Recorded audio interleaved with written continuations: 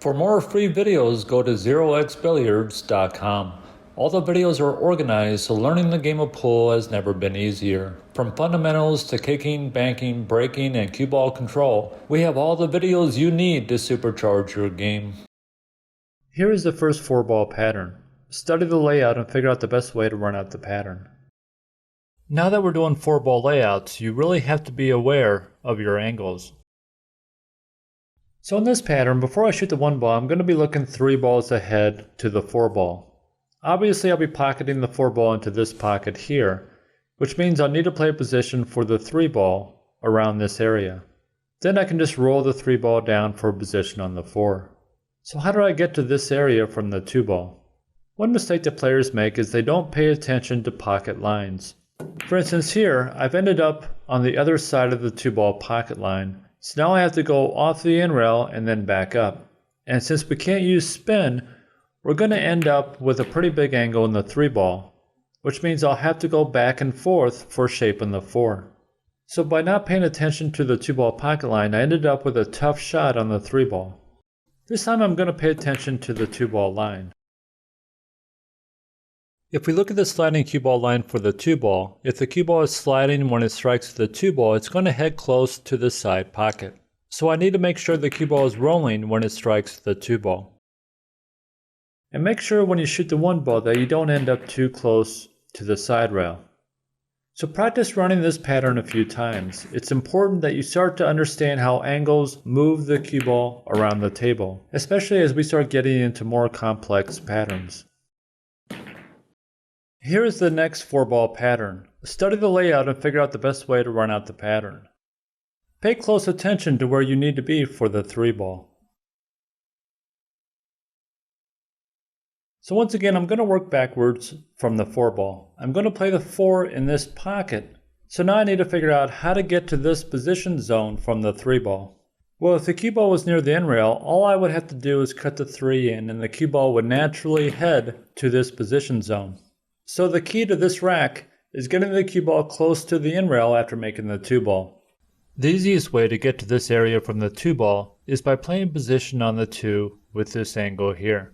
If I can get this angle on the 2 ball, we can see that the sliding cue ball line heads in this direction and goes right around the 4 ball. Since the sliding cue ball line comes very close to striking the 4 ball, I'm going to make sure the cue ball has a hair of roll on it when it strikes the 2 ball. This way it's going to hit the rail sooner, missing the 4 ball. A slight angle in the 1 will allow me to slightly drift the cue ball toward the 2, which will give me the correct angle. Now sometimes when a player has a ball hanging in a pocket, they don't plan out their pattern as well as they should, and they usually end up with an awkward angle in the ball which could lead to problems.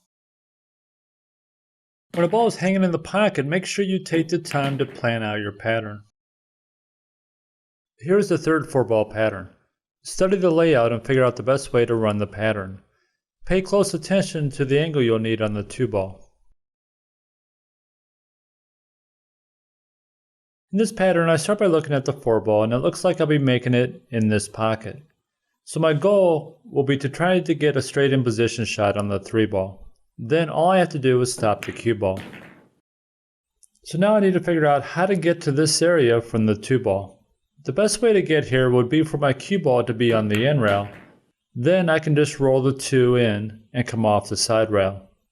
If I end up short of the 3 ball pocket line, I can just roll the cue ball off the side rail for a position on the 4 ball.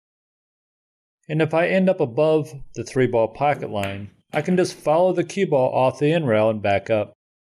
So I'm going to show you 4 different ways to get to the in rail from the 1 ball, and you have to become consistent at all 4 shots. So the first way to get to the in rail is to give yourself a slight angle on the 1 and use high action to roll the 1 into the corner and follow down to the in rail. The second way to get to the in rail is to place the cue ball here at a slight angle to the side pocket. Then I'll use a draw stroke to bring the cue ball to the in rail. The third way is the same type of shot except I'll be shooting the 1 ball into the other side pocket. The fourth way to get to the in rail is to use a sliding cue ball and come off the side rail. Practice all 4 shots until you're consistent at all of them. Becoming a strong player means you have to be consistent at all types of shots. For instance, if you're playing 9-ball and the side pockets aren't available, You need to be able to follow the cue ball to the end rail. Or maybe the corner pocket isn't available, so you have to shoot the one in the side and drift down. If you struggle at any of these shots, write them down, make a note of it, and keep working on these shots until they're no longer a problem. To watch more free videos like this one, we set up a page that is filled with free videos covering every aspect of pool.